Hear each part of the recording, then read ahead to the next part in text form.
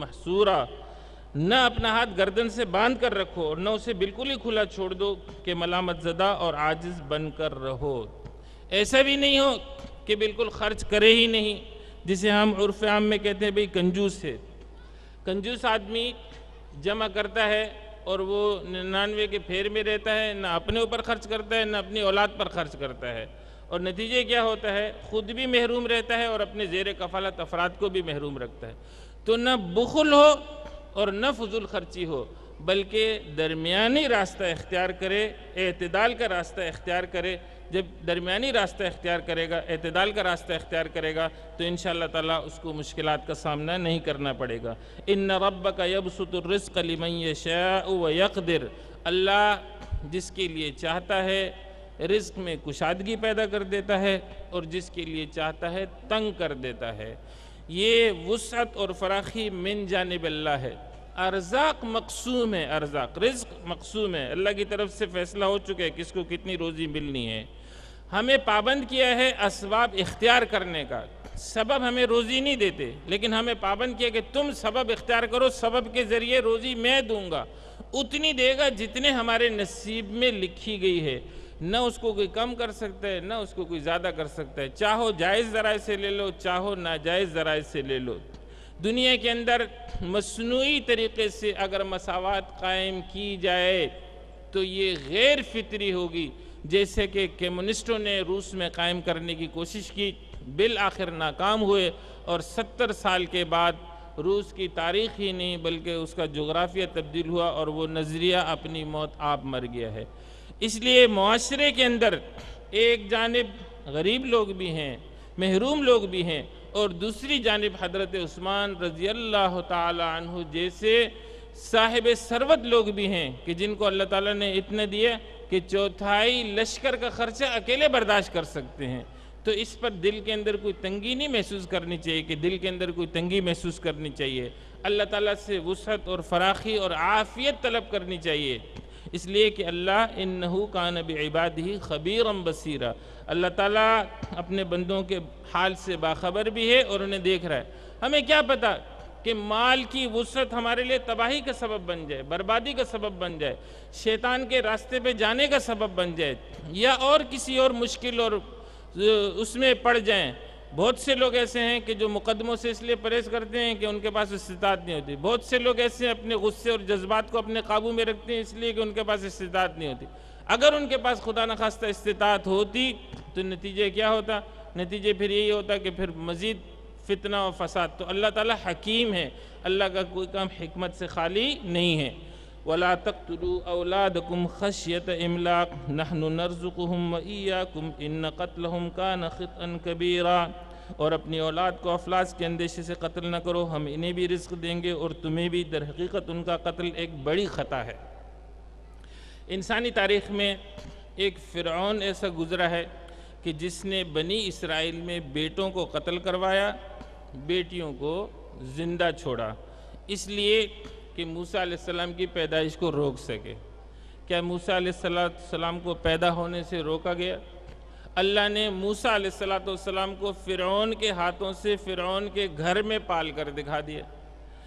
دوسرا، قریش میں مشرکین مکہ میں عار سمجھتے تھے بیٹیوں کو، اور عار کے نتیجے میں بیٹیوں کو زندہ گاڑ دیتے تھے، درگور کر دیتے تھے۔ وَإِذَا الْمَوْءُودَةُ سُئِلَتْ بِأَيِّ ذَنبٍ قُتِلَتْ، جب زندہ گاڑی گئی لڑکی سے قیامت کے دن پوچھا جائے گا تجھے کس جرم میں قتل کیے گئے۔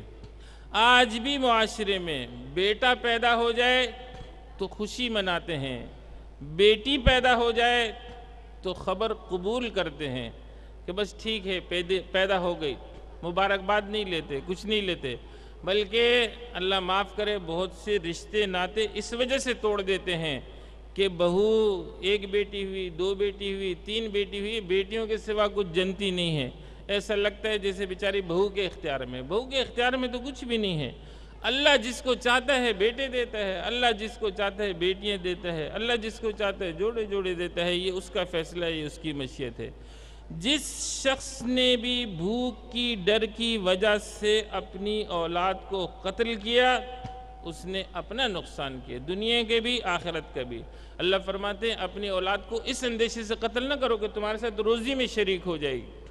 اللہ تعالیٰ تمہیں وسعت دیں گے، تمہیں فراخی دیں گے، رزق کے نئے وسائل کھلیں گے۔ جو آدمی آتا ہے دنیا میں وہ 2 ہاتھ لے کر آتا ہے۔ افرادی وسائل، افرادی قوت ہمیشہ وسائل میں شمار ہوتی ہے، مسائل میں شمار نہیں ہوتی کہ مسائل میں شمار ہوتی ہے۔ لیکن آج ہمارے معاشرے میں خاندانی منصوبہ بندی کی تحریک کے زیر اثر یہ تحریک مسلمانوں میں بھی رواج پا گئی ہے، اور نتیجتاً آج اگر کوئی شخص کثیر العیال ہے تو دوسرے اس کو کمتر جانتے ہیں، اس کا مذاق اڑاتے ہیں، اس کا تمسخر اڑاتے ہیں اور بڑا عجیب سمجھتے ہیں۔ خود اپنے ہاتھوں اپنی اولاد کو قتل کر رہے ہیں، جدید آلات کے ذریعے، جدید ذرائع کے ذریعے، جدید اس کے ذریعے۔ پوری چین کی آبادی ہے، 1 سے زیادہ بیٹا بیٹی پیدا کرنے پر پابندی ہے۔ ایک جوڑا 1 بچہ پیدا کر سکتا ہے، اس سے زیادہ نہیں کرے گا تو اسے جرمانوں کا اور سزاؤں کا سامنا کرنا۔ نتیجہ یہ ہے کہ عنقریب چین میں یہ قریبی رشتے ختم ہو جائیں گے، چچا ختم ہو جائیں گے، ماموں ختم ہو جائیں گے، خالو ختم ہو جائیں گے، یہ باقی رشتہ دار جو ہیں نا وہ ختم ہو جائیں گے۔ آج جن قوموں نے اس کو بطور فلسفے کے اپنایا، فکر کے اپنایا، پریشان بیٹھے ہیں، اپنے ملک کو چلانے کے لیے افرادی قوت کی کمی کا شکار ہیں، اور ساری دنیا سے لوگوں کو بلا رہے ہیں کہ بھائی آؤ مائیگریشن لو، آؤ مائیگریشن لو، ہمارے ہاں آؤ۔ کینیڈا والے بلا رہے ہیں، فرانس والے بلا رہے ہیں، امریکہ والے بلا رہے ہیں، دیگر بلا رہے ہیں۔ کیوں بلا رہے ہیں؟ کہ ان کی اپنی افرادی قوت اس قابل نہیں ہے کہ ملک کا نظام چلا سکے۔ کیوں قابل نہیں ہے؟ اس لیے کہ انہوں نے اس پالیسی پر عمل کیا، اور جب اس پالیسی پر عمل کیا تو نتیجہ کیا ہوا؟ نتیجہ اس تباہی و بربادی کی صورت میں ہمارے سامنے آیا ہے۔ اس لیے میرے بھائیو بزرگوں، خواتین اسلام، اللہ پر ایمان رکھو، اللہ پر بھروسہ رکھو۔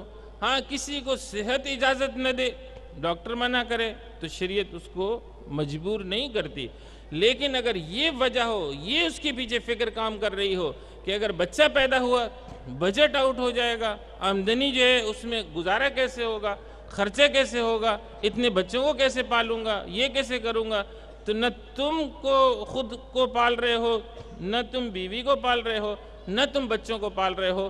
سب کو پالنے والا ایک ہی ہے، رب العالمین، جو سارے جہان کو پالنے والا ہے۔ وَلَا تَقْرَبُوا الزِّنَا إِنَّهُ كَانَ فَاحِشًا وَسَاءَ سَبِيلًا۔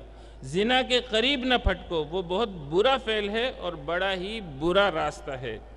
میرے بھائیو بزرگوں، خواتین اسلام، الایمان بضع وستون شعبہ والحیاء من الایمان۔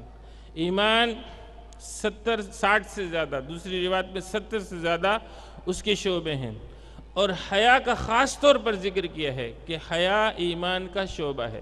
حضور اکرم صلی اللہ علیہ وسلم کی حدیث مبارک ہے، آپ نے فرمایا اذا فاتک الحیا فافعل ما شئت۔ اگر تجھ سے حیا رخصت ہو گئی، جو تمہارا دل چاہے کرو۔ اللہ تعالیٰ نے اپنی بہیمی قوت کو قابو میں رکھنے کے لیے یا روزے کا طریقہ بتایا ہے، یا معشر الشباب من استطاع منکم فلیتزوج ومن لم یستطع فعلیہ بالصوم۔ جو شادی کر سکتا ہے گھر بسائے، جو شادی نہیں کر سکتا اپنے جذبات کو قابو میں رکھنے کے لیے روزے رکھے۔ یہ روزے اس کی پاک دامنی اور عفت کا سبب ہوں گے، لیکن کسی صورت میں ناجائز تعلقات کی اجازت نہیں ہے۔ لیکن افسوس یہ ہے کہ معاشرے میں الیکٹرانک میڈیا ہو، پرنٹ میڈیا ہو، اس کا ایک ہی مقصد بن کر رہ گیا ہے کہ وہ معاشرے کے اندر بے حیائی کو فروغ دے، وہ زنا کو فروغ دے۔ ابھی آپ نے دیکھا نا ڈیفنس میں یہ واقعہ جو ہوا، حادثہ جو ہوا، یہ کون لوگ ہیں؟ سردار ہیں نا۔ سردار تو قوم کے بڑے ہوتے ہیں نا، قوم کو چلانے والے ہوتے ہیں، رہبر ہوتے ہیں، لیکن وہ کہاں تھے؟ ڈانس پارٹی میں تھے۔ ڈانس پارٹی کا کیا مطلب ہے؟ یعنی آپ اندازہ لگا لیں، یہ ہے بے حیائی، یہ ہے مغربی تہذیب، یہ ہے وہ فکر۔ اس مغربی تہذیب کے زیر اثر اس زنا کو عام کرنے کے نتیجے میں آج اسکینڈینیوین کنٹریز، ناروے، ڈنمارک اور ان ممالک میں 70% آبادی وہ ہے باقاعدہ قانونی تسلیم شدہ، جن کی ماؤں کا پتہ ہے، باپ کا پتہ نہیں ہے۔ 70%۔ اسکول میں جب بچے کا نام لکھتے ہیں تو بچے کے آگے ولدیت کے خانے میں ماں کا نام لکھا جاتا ہے، باپ کا نام نہیں لکھا جاتا۔ اور برطانیہ جیسے مہذب ملک میں یہ شرح فیصد 30 ہے، اور امریکہ میں بھی یہی حال ہے، یورپ 50 کے قریب ہے۔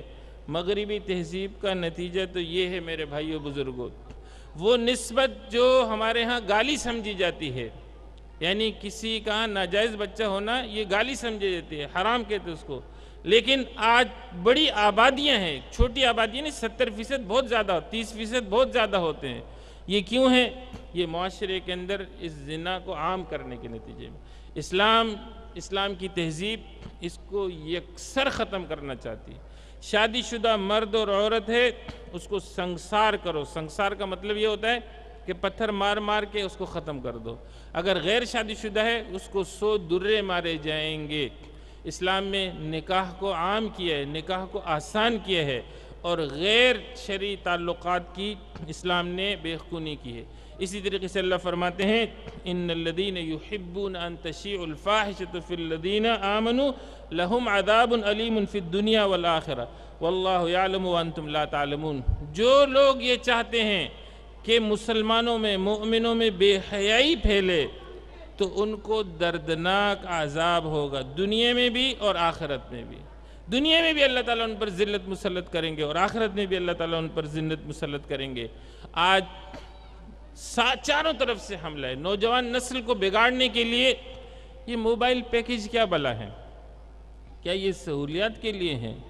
سہولیات کے لیے روٹی سستی کرو، سہولیات کے لیے بنیادی خوراک سستی کرو، لیکن یہ سہولیات کے لیے ہیں جس کا نتیجہ یہ ہے کہ ماں باپ بیچاروں کو پتہ نہیں لگتا، اور خفیہ تعلقات کی ایک نئی ترتیب شروع ہو جاتی ہے، اور اب ڈر محسوس ہوتا ہے کہ اللہ اولاد پر اعتماد کریں یا اعتماد نہیں کریں، انہیں یہ ایک ضرورت کی چیز ہے، دے یا نہیں دے۔